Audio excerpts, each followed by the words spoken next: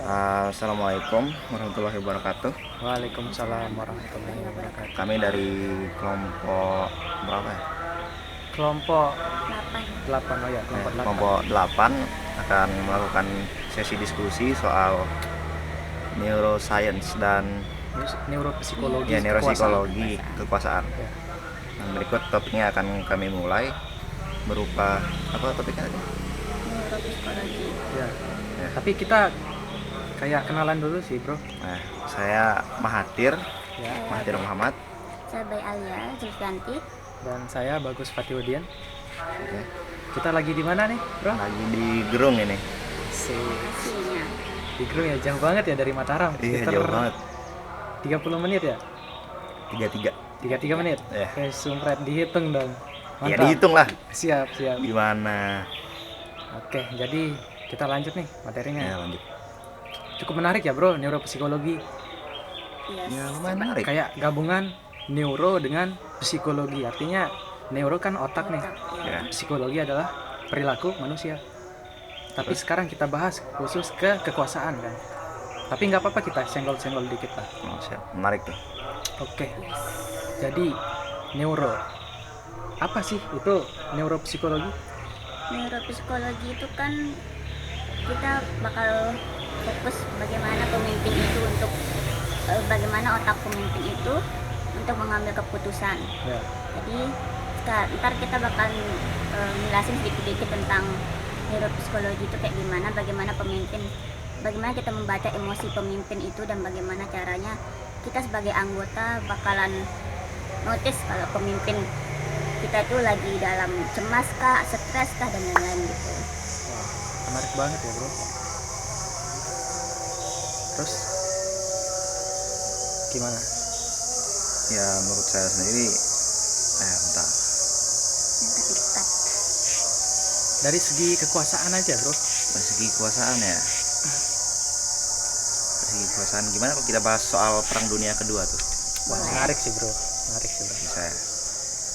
Kalau menurut Side sendiri pas Perang Dunia Kedua kan Jerman paling paling menonjol lah bisa Nah, dibilang. aktornya kan Jerman, Uni Soviet sama Jepang. Ya. Nah, kalau menurut saya sendiri, Bro, dulu kan tahun 1941 itu kalau nggak salah, ada namanya perang, bentar Bro, lupa, perang apa namanya? Nazi. Ya Nazi Jerman kan, Nazi kan kok Jerman. perang Barbarossa. Apa itu? Nah, itu kayak invasi kan, Ya invasi. invasi Jerman ke Uni Soviet. Nah, tahun itu. Nah, tapi yang menarik di sini gimana caranya Jerman ini atau Hitler ngambil keputusannya, Bro. Karena waktu itu gini kan. Waktu itu Jerman ini dia menang cepat lawan Polandia sama Prancis. Oke. Nah, dia menang cepat. Nah, sehingga Hitler ini cenderung meremehkan Uni Soviet. Padahal kita tahu kan lingkungan Rusia itu kayak gimana, Bro? Karena menang terlalu mudah ya. Iya, lingkungannya ekstrim kan? Mana tahun itu juga Rusia lagi musim dingin, Bro. Cuacanya lagi ekstrim banget lah. Nah, tapi karena si Hitler ini dia menang cepat lawan Prancis sama Polandia, jadi muncullah yang namanya bias konfirmasi. Nah, itu apa tuh? Nah, bias konfirmasi itu kayak rasa ingin menang di dalam diri kita yang cenderung kuat, sehingga otak kita mengambil konfirmasi yang cenderung mendukung keputusan kita, Bro. Nah, Oke. jadi menimbulkan kepercayaan diri yang tinggi dari si Jerman karena pernah menang dia, sehingga dia meremehkan semua sumber daya manusia dari Rusia. Dia meremehkan sumber daya alamnya juga. Nah, akhirnya apa yang terjadi? Awal-awalnya memang udah bagus nih, tapi lama-kelamaan dia kelabakan juga sama cuaca ekstrim dari Rusia sama sumber daya kan perang bro, banyak biaya kan bro. Ya, banyak banget. Nah, sumber daya udah menipis, ditambah dia kalah juga, akhirnya apa? Kalah dia bro. Oke. Itu menurut saya yang menarik di sini, bias konfirmasi. Karena si Hitler ini cenderung mencari konfirmasi yang meningkatkan atau mendukung Kepercayaan diri. keputusan dia. Gitu. Itu sih menurut saya bro. Berarti bisa dibilang Hitler itu sendiri punya ego yang sangat tinggi. Betul. Tapi kalau menurut saya pemimpin harus punya ego gak sih bro? Pemimpin harus punya ego.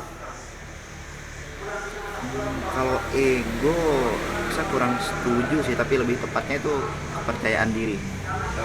Kalau seorang pemimpin itu wajib punya kepercayaan diri yang tinggi.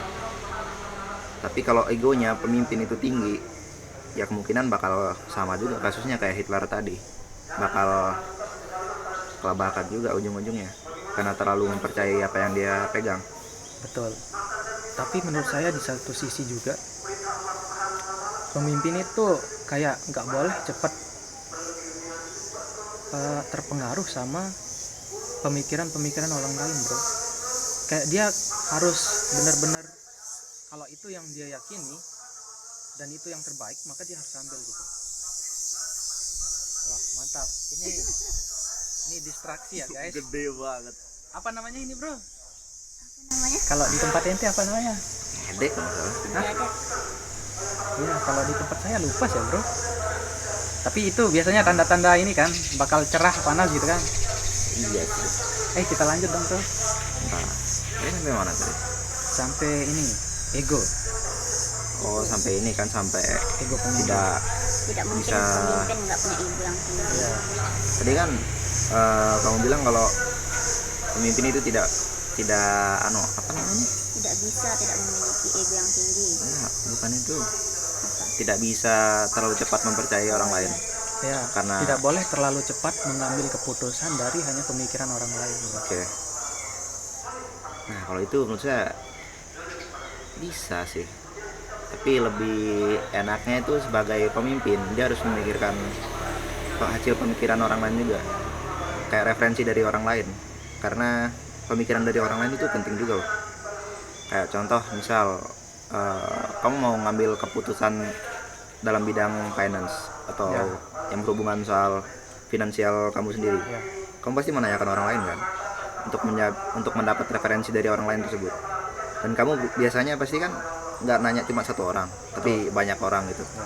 untuk mendapat preferensi mereka kayak gimana. Dan itu kamu satukan sendiri, terus kamu pilih mana yang cocok untuk kamu. Dan itu kamu lakukan, kamu ambil sesuai yang kamu percaya dari referensi orang lain tersebut. Nah, baik lagi ke pemimpin di sini, itu seharusnya kayak gitu juga. Dia harus ngambil referensi dari orang lain juga untuk ngambil keputusan itu. Ya. Karena pasti ada aja yang orang lain tahu, tapi dia enggak. Ya. Masalahnya di situ. Gimana pendapat Alia gitu? Mungkin kalau di finance itu lebih kita pemimpin ngambil keputusan yang berdasarkan datanya. Soal data ya. Ya. Tapi kalau yang saya tahu nih bro kan, kalian tahu trading nggak? Tahu. Tahu. Nah, saya sering dengar dari trader handal gitu kan. Oke. Nah, bahwa trader institusi itu kayak orang-orang yang yang kayak punya uang gede lah gitu bro. Ya. Kayak istilahnya wild. Oke. Itu mereka itu bisa gerakin market lah istilahnya. Karena punya sumber daya yang Banyak. banyak Oh, yang tinggi. Oke. Nah, di saat mereka sedang melakukan trading, mereka nggak boleh mendapatkan distraksi ataupun pendapat dari orang lain, bro. Kenapa tuh? Kenapa? Nah, dari yang saya dengar, soalnya itu bakal berpengaruh banget sama pengambilan keputusannya dia.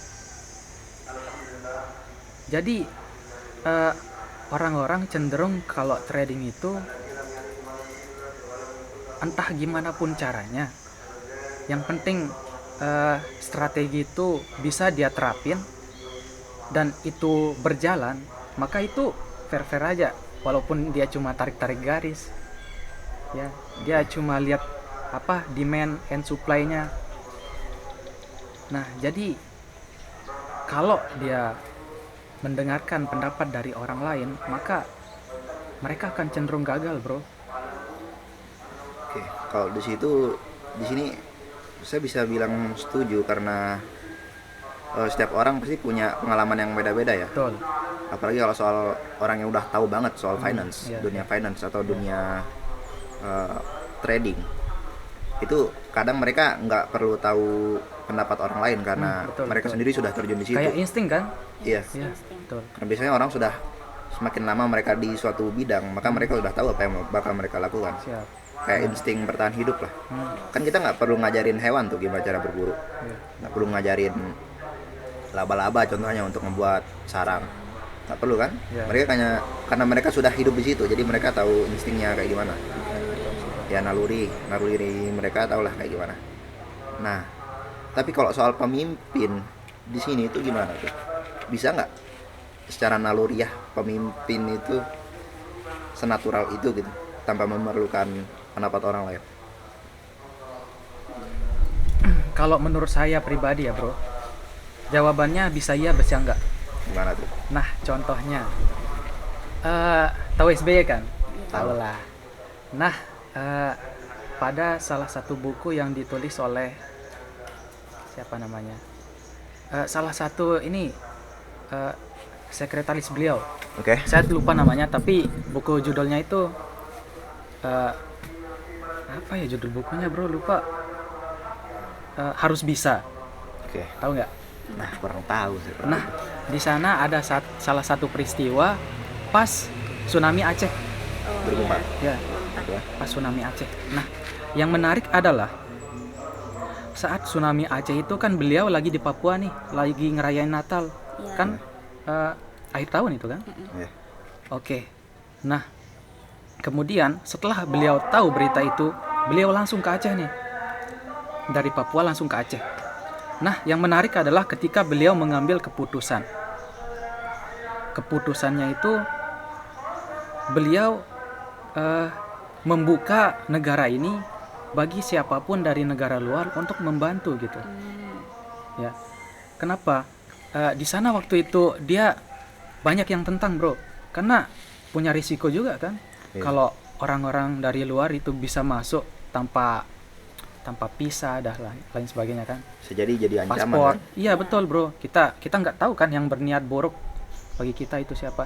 Oke. Tapi beliau mengambil keputusan itu dari yang saya baca nih ya. Koreksi kalau salah. Dia mengambil keputusan karena yang pertama, sumber daya manusia dan sumber daya yang lain itu waktu itu lagi kacau sekali, bro.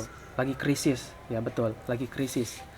Jadi mau tidak mau beliau harus mengambil keputusan atas dasar keperluan rakyat banyak. Jadi dia mengambil keputusan tersebut.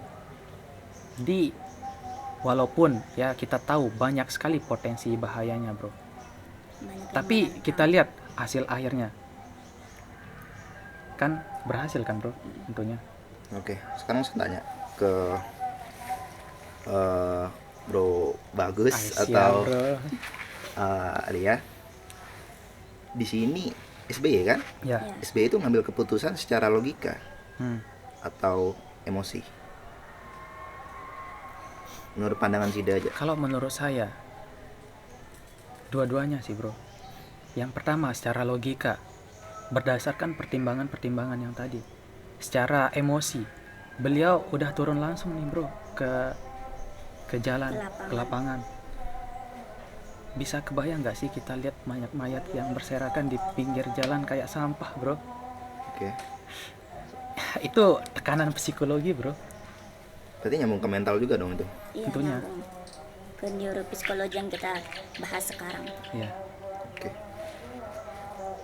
Tapi kan secara logika itu buruk sebenarnya untuk keamanan negara sendiri. Iya. Karena pasti ada ancaman yang kayak kita bilang tadi tuh. ya. Selalu ada resiko. Jadi apakah di sini pemimpin yang baik itu harus punya emosi juga atau harus berpikir secara logika? Menurutmu gimana tuh? Seperti yang saya bilang tadi bro, harus punya dua-duanya. Seorang Dua-duanya? pemimpin itu ya harus punya emosi juga dan harus punya logika. Karena kalau tidak punya emosi kan gimana cara dia memahami rakyat bro? Iya. Kan rasa empati itu kan main emosi juga, dan logika juga mengambil keputusan, tapi tentunya harus banyak pertimbangan. Oke, balik lagi ke Hitler. Menurutmu Hitler itu ngambil keputusan itu secara logika atau emosi? Nah, menarik sih bro. Kalau menurut saya nih, dia cenderung mengambil secara emosional. Wah, mantap. Kita jeda dulu ya guys. Kak, kedengaran suaramu ya? Hah? Terlalu nyanyi. Lihat aja tuh. Lihat grafiknya tuh, ya Allah, baik. Kayaknya kita harus ambil deh. Mana dia ya? Ini pakai nih. Posisinya bro.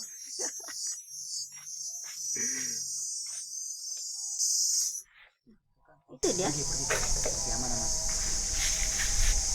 Oke, balik lagi bro. Oke, kita ulang ya. Sampai mana tadi? Kita ulang nih. Oke. Menurutmu Hitler ngambil keputusan untuk menyerang pihak Soviet Ya. waktu itu, memaksakan lah ya, itu karena pengaruh dari emosi dia atau dia berpikir secara logika? Oke. Kalau menurut saya pribadi bro, dia lebih condong ke menggunakan emosional. Kenapa? Yang pertama, kita tahu kan kalau dia itu benci banget sama ini apa sih namanya? Jewish, bahasa Indonesianya apa ya? Komunisme. Dia komunis kok. Cak. Komunis dia. Jerman komunis nggak sih? Jerman komunis. Masa? Bentar. Yang dia benci itu Yahudi. Paling dia benci itu Yahudi. Salah baca tadi, Cok. Bentar, saya lihat. Walah. Bentar, gimana tadi ya? Saya dengar gitu. Bentar. Jerman mah komunis. Oh ya, komunis ya. Jerman komunis. Ya makanya kan ngelempar Yahudi ke Palestina. Ya, Iya. saya tahu itu. Bentar, sumpret. Bentar dipotong ya. Ya. Saya lihat. Apa saya salah baca 17 tadi, bro? menit. Aman ya? Aman lah. Mana? Mau berapa menit? Serasa 5 menit, Cok.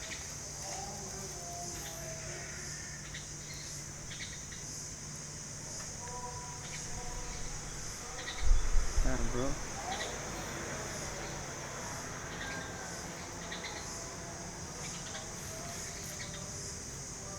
Oh, manggis ini. Iya. Lah, yang kau bilang dulu yang mana? Ini.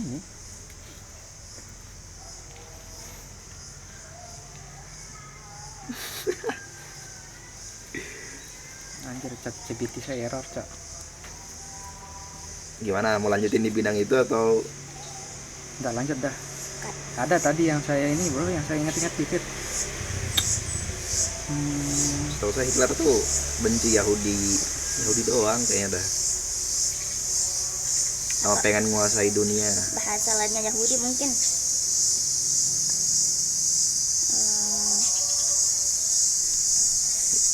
Dia benci liberal kayak. Liberal. Soviet liberal ya. Soviet tuh komunis. Soviet komunis dia. Cina juga komunis. Tidak benci pemimpinnya waktu itu. Apa nama pemimpin Soviet? Bentar. Vladimir siapa? Vladimir nggak sih dia pemimpin? Putin. Belum, bro. Belum. Belum. Putin udah lumayan sih, tapi belum waktu itu. Putin pas sudah jadi Rusia kan. Iya.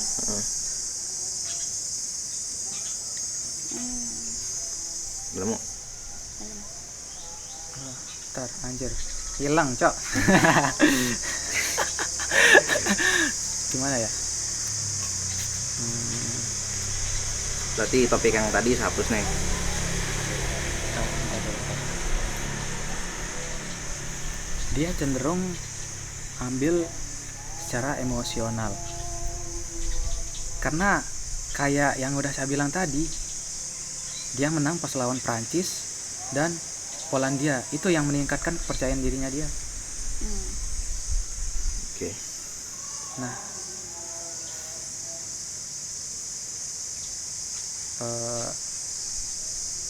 Oke, sekarang saya tanya dah. Nih. Berarti bisa dibuktikan kalau dari Hitler itu sendiri, kalau emosi, kalau pemimpin yang punya emosi itu kurang efektif untuk menjadi pemimpin. ya Berarti di sini logika lebih diuntungkan dong. betul. Tapi ketika menyangkut masyarakat luas, bro, ketika kita ini punya rasa empati terhadap rakyat, itu kan emosi dibutuhkan sekali. Iya. Mungkin katakanlah Hitler melihat rakyatnya gimana, banyak yang tersiksa di sana, bro. Jadi kalau dia lebih sabar dikit lah. Soalnya dalam kasus SBY tadi, emosi itu dibutuhkan sekali, bro. Walaupun Tapi secara tentunya logika harus itu salah. berjalan berbarengan, bukan berarti logika salah. Nah, walaupun secara logik hal yang dilakukan itu salah, tapi secara moral tidak. Bentar, yang dilakukan salah benernya itu kan kita lihat di hasilnya. Iya, tapi kan di situ secara logika lebih baik kan untuk menutup negara Betul, tanpa meminta bantuan dari negara lain, siap. tapi hanya meminta bantuan dari provinsi-provinsi sekitar, misalnya mengandalkan negara sendiri. ya gitu. mengandalkan Iya. negara sendiri. Makanya secara logika itu lebih aman. Kalau dibilang main aman begitu. Tapi kita lihat, bro, tidak hanya sebenarnya waktu itu bencana tidak hanya di Aceh, ada juga kan gempa di Papua juga waktu itu. Oke. Nah, jadi beliau itu mengambil keputusan yang strategis dan berani sih menurut saya, bro. Strategis dan berani. Kalau berani sih ya, tapi kalau strategis kurang setuju kayaknya. Kenapa tuh? Iya, Karena kalau kalau mengandalkan minta bantuan luar, kenapa nggak bantuan dari dalam negeri yang lebih cepat ya datangnya? prioritasin dalam negeri dulu. Iya, kan lebih cepat datangnya Oke. gitu ketimbang luar. Tapi kalau yang saya lihat itu sebagai seorang pemimpin yang dimana dia megang suatu negara, itu ngebuka negaranya itu hal yang fatal loh. Atau Ya. Karena di masa itu juga 2004 itu kan masih banyak konflik yang terjadi, dan Indonesia itu bisa dibilang negara netral. Kalau kau ngebuka negara netral itu sendiri ke Indonesia, ngebuka itu bakal ngebuka ancaman lain juga. ya. Kayak kan kita nggak tahu tuh, mungkin terjadi penyeludupan apa di Aceh, dan banyak juga negara-negara lain yang ingin, bisa dibilang ingin menginvasi Indonesia, mungkin masuk dari jalur itu. Nah, Jadi secara logika menurut saya itu kurang strategis sebenarnya, kayak Ya. tidak efektif untuk melakukan itu. ya. Tapi gini, bro, dari yang saya baca kan dari buku itu, yang pertama negara lagi krisis di sana, bro. 2004 itu beliau juga baru diangkat di sana 2004. Nah, kemudian selain itu juga ada sebuah peluang, bro. Dari balik peristiwa itu ada peluang. Peluangnya apa? Kalian tahu gerakan Aceh Merdeka? Apa itu? GAM istilahnya, atau Oh, ya, lupa tahu, saya tahu. koreksi nanti ya kalau salah. Tapi ada sebuah kelompok atau organisasi di Aceh itu yang pengen merdeka, ada juga di sana dulu. Terus sekarang gimana tuh? Sekarang udah aman, makanya Aceh dikasih otonomi khusus. Tahu kan? Buat ngelola wilayah mereka sendiri. Iya, beda dia anunya Ya, jadi dia kayak Papua, dari hukumnya. dia yang ngelola sumber dayanya sendiri, tapi tetap masih dari bagian dari Indonesia. Nah, itu awalnya kan Aceh tsunami kan, Ya. Aceh tsunami. Akhirnya beliau meminta diskusi dengan GAM ini, Gerakan Aceh Merdeka. Oke. Kalau disederhanakan gini loh, coba kita lihat kalau dia diskusikan, kalau disederhanakan gitu. Gini loh, coba kita lihat masyarakat kita. Masa iya kita mau konflik terus? Gimana kalau sekarang kita bersatu, kita perbaikin ini gitu. Terus Itu sih yang saya ingat, bro. Tapi bukan itu sih pembicaranya kan. Tapi alurnya kurang lebih seperti itu. Sehingga apa? GAM ini membuka diri lah terhadap itu. Nah, akhirnya mereka setuju untuk dikasih otonomi khusus, yaitu mengelola wilayah mereka sendiri. Tapi kalau itu kan bisa dicapai dengan dengan ngambil sumber daya dari pulau sekitar, Nah, gimana maksudnya? kayak ngambil bantuan dari yang tadi Alia bilang itu. Berarti bisa dibilang ngambil bantuan dari negara lain itu jalan pintas. Gini bro, waktu itu kita kan lagi krisis. kayak semuanya Iya. satu Indonesia lagi krisis gitu. Bukan Atau gimana? bukan satu Indonesia sih, tapi lebih tepatnya di Aceh sana. TNI Polri aja itu bisa dihitung bro. Dan Aceh itu lebih dekat mana? Aceh Jakarta atau Aceh Malaysia? Malaysia. Ya nggak sih? Iya kan? Berarti bisa dibilang kekurangan sumber daya pada saat itu. Emang kekurangan sumber daya waktu itu bro. Kekurangan sumber daya. Bisa. Itu sih bro. Karena kekurangan sumber daya dari negara sendiri, jadi SBY minta bantuan sumber daya ke negara lain yang terdekat, Iya. Yang terdekat ya. kayak Malaysia gitu kan. Berarti dalam suatu bencana tuh pasti ada kesempatan kan? Betul. Iya. Itu jahat nggak? Atau seharusnya itu baik menurutmu? Mengambil kesempatan dalam kesempitan. Tapi ini dalam kaliber pemimpin ya.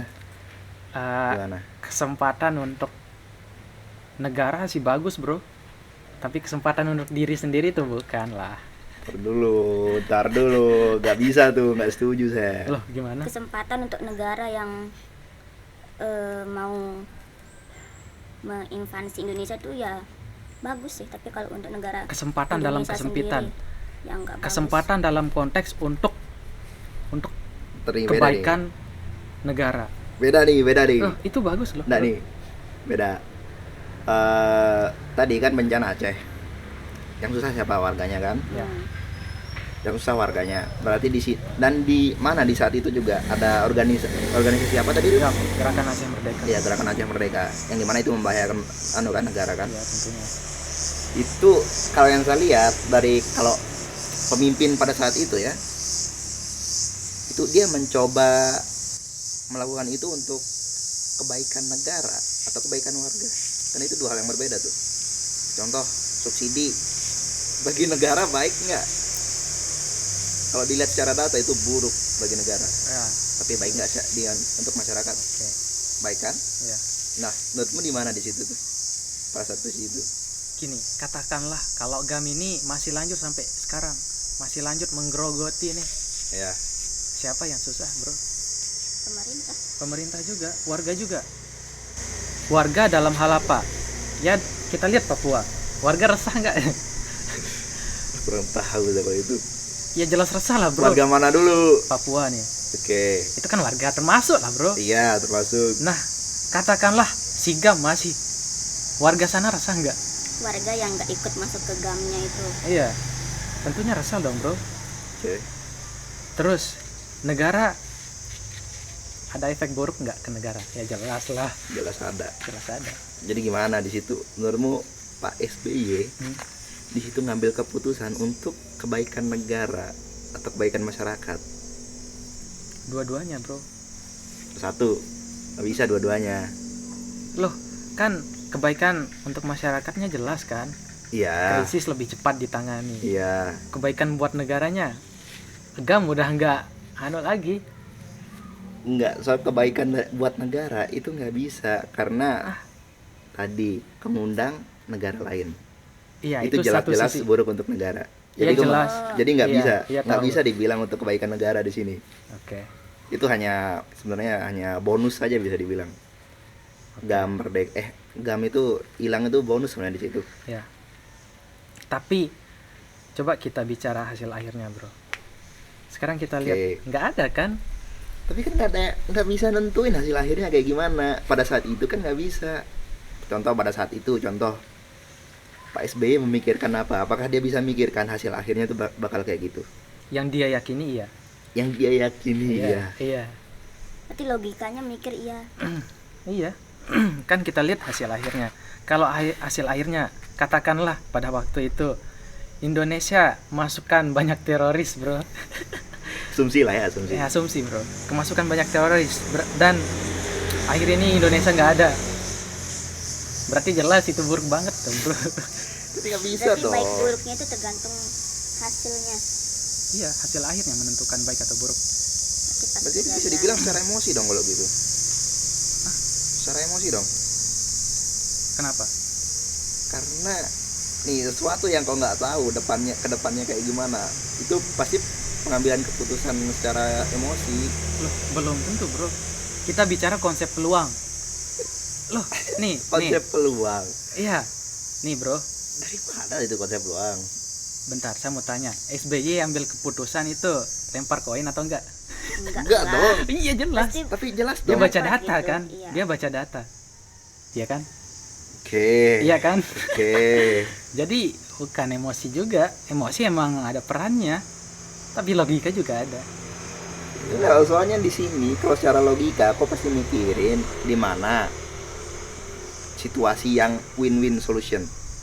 Situasi yang membuat kau aman-aman. Bukan baik buruk, tapi baik-baik. Ya. Dan di situ pasti solusinya ada. Tapi karena emosi mungkin ya. Karena sesuatu yang pengambilan keputusan secara emosi biasanya mempercepat keputusan itu. Oke. Solusi yang kayak gimana, bro? Kira-kira kalau waktu itu. Katakanlah kalau dia andelin kekuatan diri sendiri. Ini lagi krisis loh, bro. Oke. Lagi krisis. Orang di lapangan kelaparan. Mm-mm. Sedangkan kalau nunggu armada kita lama, bro. Serius. Dan cukup enggak sama sumber daya? Jelas tidak. Kalau masalahnya sumber daya, ntar di sini kalau sumber daya, duit negara ada nggak di situ posisinya? Nah, nggak tahu sih Kak, Nah, waktu itu. enggak tahu sih. Nggak, asumsi aja, asumsi. Kalau ada gimana? Katakanlah jika ada, mungkin enggak. Mungkin enggak bakal. Kalau Oke. ada, Berarti asumsinya di sini tidak ada. kalau ada. Oke, uang kas Indonesia sekarang nggak ada pada saat itu. Bukan enggak ada sih, bro. Kita asumsiin aja, asumsiin Kurang aja. lah, kurang. Kurang ya, Kurang. kurang ya. Asumsikan dana negara itu kurang untuk Membantu ya bencana. mendanai pembantuan atau evakuasi yang terjadi di Aceh. Hmm. Kalau secara logika, pemimpin pasti meminjam uang. Kenapa? Karena itu lebih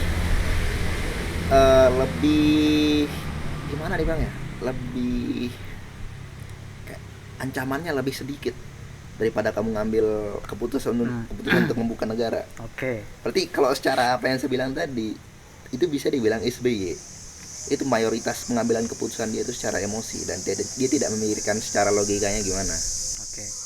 Dan ini sebenarnya beruntung, ini bisa kita bilang kita menang lotre ini. Keputusan SBY Iya. itu Oke. baik gitu akhirnya. Jam Oke. bubar tuh menang lotre Oke, gitu. katakanlah SBY minjem uang. Waktu itu kan. Oke. Berapa mereka mau pinjam? Soalnya gini. Katakanlah dia minjem uang. Oke, dia minjem. Yang ngoperasiin ada nggak? Mungkinkan nggak buat ngoperasiin? Pesawat Hercules saja, Hercules yang gede itu kan, buat ngangkut itu Indonesia cuma punya berapa itu, bro? Waktu itu. Dan jarak Jakarta ke Aceh itu berapa? Kemudian bandara di Aceh itu nggak beroperasi Nah. waktu itu, bro. Di sini juga ada faktor ekspor impor. Betul. Ya. Ya. Kau bisa beli barang, kau bisa kan beli sumber daya dari Malaysia atau Iya. negara terdekat untuk mengirimkan langsung ke Aceh. Ya. Benar nggak secara logika? Iya, iya. Itu saja paling efektif kan? Hmm. Bisa juga kan kayak gitu? Bisa aja. Tapi yang pertama, Oke. balik lagi yang tadi, bro, sumber dayanya. Sumber daya. Iya. kita gini. Kita beli sekarang, kita beli masuk, kemudian yang mengoperasikan, Yang mengelola sumber daya yang daya mengelola, kita beli yang itu nggak ada di sini. ini Aceh itu lagi krisis di sana. Komunikasi nggak ada, jaringan komunikasi nggak ada, bandara lumpuh, transportasi semua intinya krisis sekali, bro. Terus cara negara lain ngebantu Aceh gimana? Mereka datang, bro, Datang. dari Australia, dari mana juga ya, dari banyak di sana, bro. Negara-negara tetangga kita sesama muslim itu yang datang. Tapi kan bisa kayak secara geografis mungkin negaranya kita tutup, tapi hanya memperbolehkan apa yang kita beli aja lewat. Contoh, daripada ngeminta bantuan, daripada kita minta atau menerima secara sukarela, itu kita bayar. Kau kesini dong, sebayar, tapi ikuti aturan saya. Daripada pada situasi itu saya bebasin gitu untuk ngebantu. Bukankah itu lebih anu? Bukannya itu nambah krisis, bro? Bukan Enggak dong. ngebebasin sih sebenarnya, pasti di setiap negara tuh udah ada perjanjian macam-macamnya. Ya tapi kan Kita nggak dibayar di tahu. sini. Kayak inilah, Malaysia, kau sebayar, tapi anterin sumber daya ini ke Aceh buat bantuin mereka. Tapi kamu ikutin aturan saya karena kamu sebayar, kayak gitu. Ya. Nah ini pakai duit yang dipinjam itu. Bukannya secara logika itu lebih lebih win-win lah. Kalau mau minjem duit itu apa yang jadi jaminan negara buat negara yang dipinjemin itu? Jaminan negara ya bisa Apa jadi yang mau dijaminin? properti negara itu sendiri. Nggak mungkin properti, kalian pulau. Enggak, properti, saham bisa juga. Karena Indonesia kan punya banyak ini perusahaan. Kalau kecil. Waktu itu Kalau kita waktu lagi itu nggak krisis tahu. loh ini, bro. Nggak bisa dong. Nih, bentar. Nih. Kalau saya analogi nih, pakai pemikiran saya, Oke, silakan. kita krisis, bro. Kita sakit, kita krisis. Logikanya kita minta bantuan, Nah, iya kan? logikanya ini dah sambil kayak gini ya. Ya, gimana? Contoh, kamu punya per individu lah jalannya. Nih, sekarang kita bertiga, Ya, kita temenan, kita nggak temenan, Ya. kita nggak musuhan, ya, tapi masih ada potensi kita menjadi musuh. ya. Benar nggak? Situasi di negara juga, di tiap negara juga kayak gitu kan sekarang. Oke. Contohnya sekarang saya mengalami suatu bencana lah Nice, bencana. atau Jangan apa lah, bro. kayak butuh Bantuan. bantuan lah. Oke. Bukan butuh bantuan tapi kekurangan sumber daya. Siap.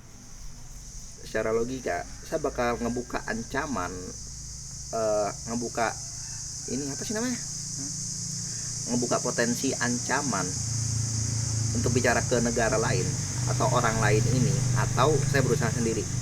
Kayak contoh saya cari solusi saya untuk mencari sumber daya. Itu segar tanah kayak apa, kayak secara logika lebih aman mana? Kalau secara logika. Betul. Kalau secara logika memang lebih aman, bro. Oke, berarti kau setuju kan? Bentar dulu. Oke. Secara logika lebih aman. Tapi kalau- Mari kita bicara soal waktu. Krisis. Waktu, bro. Itu mau seminggu, sebulan. Iya, Jujur kita muter ini. Hah? Kita muter nah ini. waktunya nggak efisien.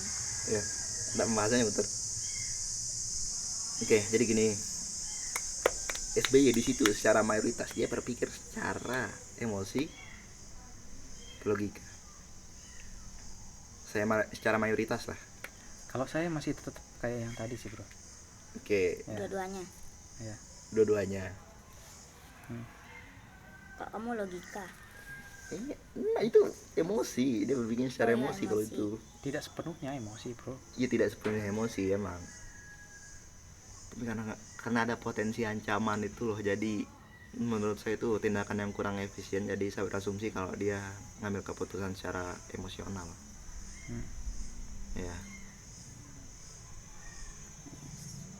Ya kalau dari situ ya emang pemimpin pada saat itu emang tidak sempurna ya. Jadi menurutmu entar SBY kuliah kan? Iya. Jelas lah. Terus Ada nggak pemimpin yang nggak kuliah? pemimpin yang nggak kuliah, Ada nggak sih tamatin SMA? presiden yang nggak kuliah mungkin nggak ada. Mungkin. Kalau pemimpin banyak bro yang nggak kuliah. Banyak kan yang pendidikannya kurang, tapi secara kepemimpinan dia bagus. Leadership. Oke, sekarang pemimpin itu bisa dilahirkan apa enggak? Dilahirkan. Pemimpin itu dilahirkan atau dibuat? Dilahirkan atau dibuat? Menarik sih bro. Dibuat. Sejam. Dibuat. Mungkin Anjay. Udah cok. Sudah lah ya. Penutup dulu cok. Oke. Penutup. Ntar Nah, dipotong. jadi karena topiknya terlalu banyak yang bisa kita bahas, yang ngalor Karena ngidul, obrolan kita terlalu asik nih guys. ya, ngalor ngidul, terlalu nggak asik jelas. ya. terlalu mendalami kita ini. Ya. Karena waktunya sudah terlalu panjang ya. Ya. Sampai mungkin Next, selanjutnya ya. Kalau ada, lanjut juga gak ada. kalau ada, siapa Ya, tahu kalau kan ada. semester depan ada tugas lagi. Tapi yang jadi mah dosen. Kan dosennya beda. Nggak ada matkul yang kayak gini besok. Kita kan ke penonton bro, Oh. Wah, bukan iya. hanya dosennya. Viewers ya. Viewers bro, Oke. penonton. Oke, jadi itu aja guys. Kesimpulannya adalah Simpulannya adalah neurologi psikologi itu ya eh, ada di mana titik emosional manusia yang bisa mempengaruhi keputusan pemimpin yang lagi keputusan seorang pemimpin gitu. Jadi bagaimana seorang pemimpin itu baik-baik untuk mengelola emosi itu tergantung ke pemimpinnya lagi gitu. Oke. Ya. Jadi gimana? Bagus. aman sih bro. Aman ya? Ya. Iya, sejauh ini aman lah walaupun belum Aman. terselesaikan ya. Belum. Selesai nih sarannya, Bu. Jadi karena waktunya sudah melebihi kapasitas ini ya, jadi takut filenya nanti Hampir terlalu 1 besar. jam bro. Iya, Yes. hampir 1 jam. Oke, jadi takutnya nanti terlalu besar filenya sehingga nggak bisa dikirim. Jadi kita akhiri di sini saja. Mohon maaf atas kekurangan ataupun salah kata ataupun Ya. data yang mungkin Informasi yang salah Ya, salah. mungkin kurang tepat lah. itu murni dari kesalahan kita bro. Ya. Yang sempurna hanya milik yang di atas. kita spontan guys. Ya. Spontan guys. Oke. Jadi Oke. ntar nggak kedengeran audio nanti. Apalah dia mau gelut itu bro. Iya, botak. Oke, jadi saya Mahathir Muhammad. By Alia Zulfianti. Saya Bagus Fatihudin. Nah, kita akhiri podcast kita atau diskusi kita hari ini. Bye. Salam Salam apa? Dinamika kelompok. salam neuropsikologi. Jangan. Iya. Salam apa bro? Salam salaman. Ya, salam-salaman. Salam salaman. Siap. Nah. 43 Enggak, duluan.